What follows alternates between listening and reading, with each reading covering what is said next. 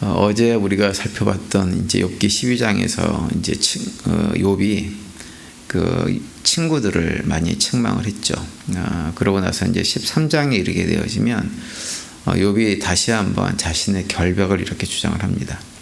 그런데 이제 13장을 보면 욥은 단순하게 자신의 결백을 주장하는 것으로 그치는 것이 아니라 정말 자신에게 어떤 문제가 있다고 한다면 어떤 세상적인 어리석은 세상적인 어떤 지식이나 지혜로가 아니라 하나님께서 직접 자신의 죄와 허물을 좀 깨닫게 해달라고 하나님께 요구하는 내용이 13장에 기록이 되어져 있습니다. 그래서 13장을 보면 1절부터 12절까지는 이제 다시 한번 그 친구들이 지혜라고 하면서 내뱉은 여러 가지 말들에 대해서 조목조목 그들의 문제점을 지적을 한 다음에 13절부터 19절까지는 자신의 결백을 주장합니다.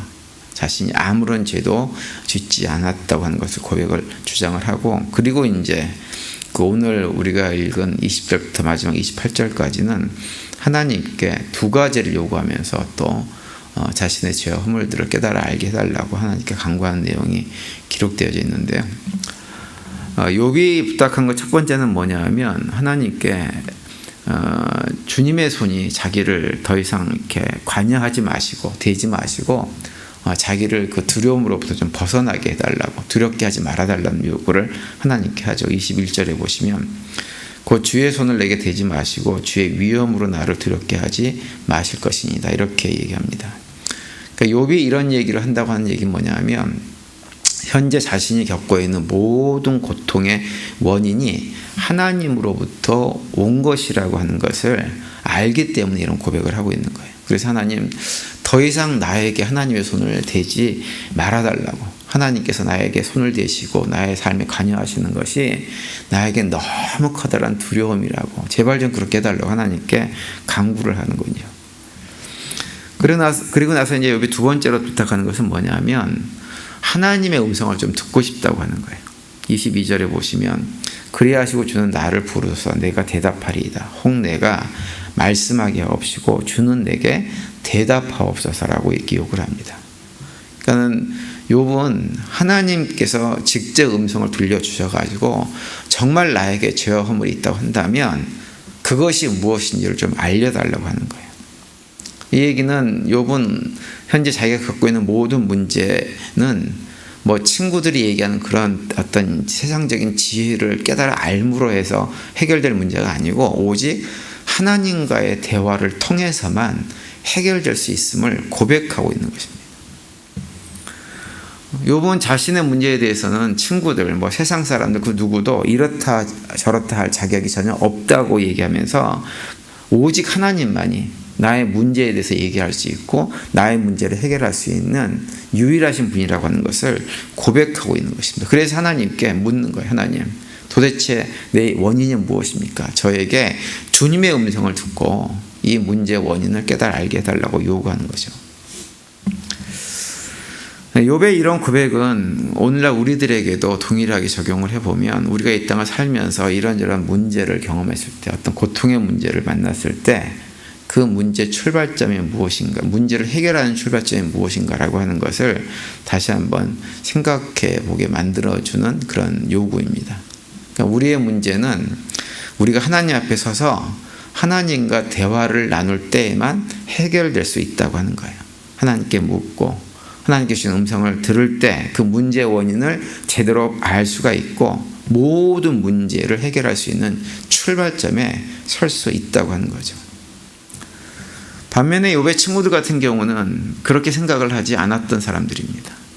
욥의 문제를 자신들이 가지고 있는 세상적인 지혜나 지식으로 풀어보려고 그랬고, 그래서 그런 것들이 곧 욥이 가지고 있는 모든 문제를 해결할 수 있는 출발점이라고 생각을 했는데 욥은 그렇게 생각하지를 않았다고 하는 거죠. 그리고 실제로 친구들이 여러 가지 많은 얘기들을 해줬지만 오히려 그 모든 것들이 욥에게는 더욱더 고통의 자리로 내모는 것뿐이었지 어떤 문제도 해결할 수 없다고 하는 것을 그 대화를 통해 더욱더 뼈저리게 느꼈던 거죠.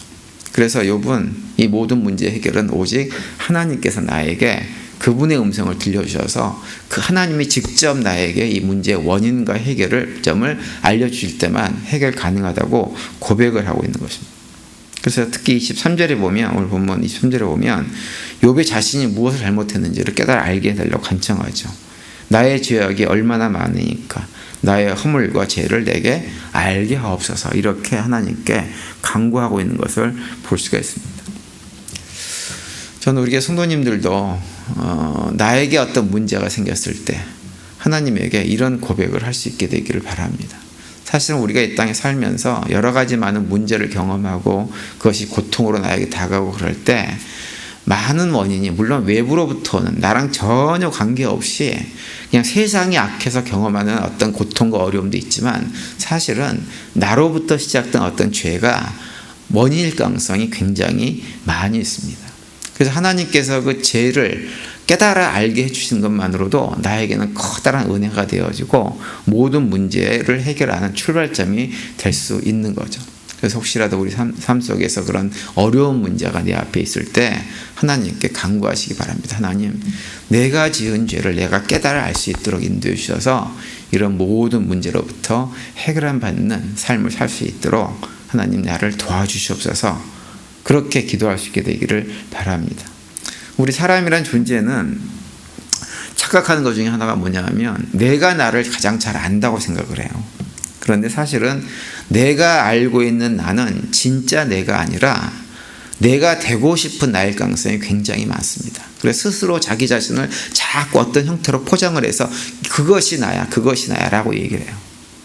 나는 실제로 말도 함부로 하고 사람들에게 상처도 주고 어려움도 주고 지극히 이기적이고 어떤 때는 독선적이기도 한데 스스로 어떻게 생각하냐면 난 참 좋은 사람이야, 너그러운 사람이야, 신앙이 좋은 사람이야 라고 스스로 생각을 하는 경우가 많이 있어요. 근데 실제 그것이 내가 아닐 가능성이 많이 있습니다. 그것이 실제 내가 아니다 보니까 내 안에 있는 이런저런 죄악들로 인해 가지고 관계가 어그러지고 문제가 생기고 고통이 오는 이런 문제가 있는 거죠. 그래서 자꾸 나 자신을 착각하지 말고 내가 생각하는 나를 바라보지 말고 하나님께서 바라보는 내가 어떤 존재인지를 나로 하여금 깨달아 알게 하셔서 나로 하여금 그 죄로부터 벗어날 수 있도록 나를 인도해 주시옵소서, 그런 고백과 기도를 할 수 있게 되기를 바랍니다. 우울증 산증이라고 하는 책이 있어요. 근데 그 책에 보면 어떤 제목의 글이 하나 있냐면 사소한 것이라도 점검을 받으라 라고 하는 제목의 글이 있습니다. 근데 그 내용을 보면 어떤 내용이냐면 어떠한 여인이 새 아파트를 구입해 가지고 이사를 했어요. 그런데 그 건물이 새로 지은 건물이고 굉장히 디자인이 아주 잘된 아주 최고급으로 이렇게 만들어진 건물이어서 이제 아파트여가지고 거기 큰 돈을 들여가지고 이사를 했습니다. 근데 이사를 하고 나서 얼마 지나지 않아서 자꾸 침실에서 거실로 나올 때마다 뭔가 삐그덕 거리는 소리가 자꾸 들리는 거예요. 처음에는 그것이 크지 않아가지고 그냥 지나갔는데 시간이 갈수록 점점점 커지는 것입니다. 그래서 이분이 이제 시공회사한테 연락을 해가지고 우리 아파트에 이러이러한 문제가 있다고 연락을 했더니 처음에는 그 시공 아파트가 뭐라고 얘기냐면 그 새로 지은 건물에는 그런 소리가 나는 경우가 왕왕 있습니다, 이렇게 대답을 하는 거예요. 그래서 이제 그런 줄 알고 또 얼마 동안 또 지냈는데도 이제는 점점점 소리가 커지고 이게 문제가 좀 심각하다는 느낌이 오는 것입니다. 그래서 결국 다시 시공사 연락을 해가지고 이거 안전점검을 다시 한번 해달라고 요구를 했더니 이제 그때는 이제 시공사가 와가지고 점검을 다 해봤어요. 점검을 해봤더니 어떤 일이 벌어졌냐면 침실 바닥하고 이 거실 쪽하고 연결되어져 있는 그 벽에 철골 구조물이 제대로 연결이 되어 있지 않아 가지고 거기에서 자꾸 소리가 난다고 하는 것을 발견을 했습니다. 그래서 결국은 시공사가 그 문제를 발견하고 그 부분을 다시 지지대를 붙이고 이래 가지고는 잘 문제가 생기지 않도록 수리를 해줬다고 하는 거예요. 근데 그 글을 쓴 작가가 어떤 얘기를 하냐면 그 얘기를 하면서 우리 삶에도 인생을 살아가다 보면 그렇게 삐끄덕거리는 소리가 나는 부분이 반드시 있을 때 그것을 그냥 지나치지 말고 반드시 점검을 받아야 된다고 하는 거예요. 특별히 아주 경미한 어떤 우리의 우울증 같은 것들, 우울한 마음이 들었을 때 그것이 아무것도 아니겠거니 하고 넘어갈 것이 아니라 반드시 전문가에게 의뢰를 해서 그것을 점검을 받아야지, 만약에 그냥 넘어가게 되어지면 더 큰 심각한 우울증으로 번질 수가 있다, 이런 얘기를 그 책에서 하고 있습니다.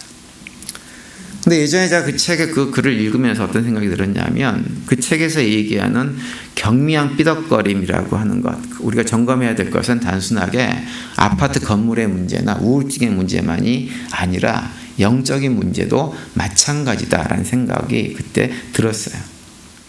세상 사람들은 삶에 문제가 있으면 그 자기 개인적인 삶의 문제, 세상적인 문제라고 생각을 합니다. 그런데 하나님 백성들은 그렇게 해서는 안 됩니다. 우리 삶에 경미한 삐덕거림이 일어나고 한다면 그것은 영적인 문제이고 하나님과 나와의 문제일 가능성이 굉장히 많은 것입니다. 그렇기 때문에 작은 사소한 삐그덕거림이 우리 삶 속에 일어난다고 한다면 하나님과의 관계 속에서 그것을 반드시 점검을 해야 됩니다. 점검을 하고 무엇이 문제인지, 혹시 나에게 어떤 죄가 있어서 하나님과의 관계가 깨어진 것이라고 한다면 그 관계를 회복하기 위해서 노력할 때 우리의 삶이 영적인 건강함을 유지한 상태로 살아갈 수가 있는 것이죠. 따라서 오늘 새벽에 나오신 우리 모든 성도님들은 우리 삶 속에 이런저런 문제가 있을 때 단순히 그것을 그냥 사람의 누구의 문제, 누구와의 관계의 문제, 경제적인 문제, 어떤 건강의 문제로만 바라보실 것이 아니라, 이것이 나랑 하나님과의 관계 속에서 어떤 문제가 있을 수 있다라고 하는 것을 기억하면서 하나님 앞에 나가서 욥이 그랬던 것처럼, 하나님, 나에게 어떤 문제가 있다고 한다면 하나님의 음성 들려주셔서 이 문제를 극복하고 이기고 승리하고 내가 새로워질 수 있도록 나를 붙잡아 주시옵소서. 그런 고백의 기도를 하며 주님 앞에 나갈 수 있는 우리 모두가 될 수 있게 되기를 바랍니다. 오늘도 그런 고백 가운데 살아가시면서 우리의 삶이 더욱더 하나님과의 관계가 더욱더 깊어지고 영적으로 더욱더 건강하게 되어지는 복된 하루가 되시기를 간절히 축원을 드립니다.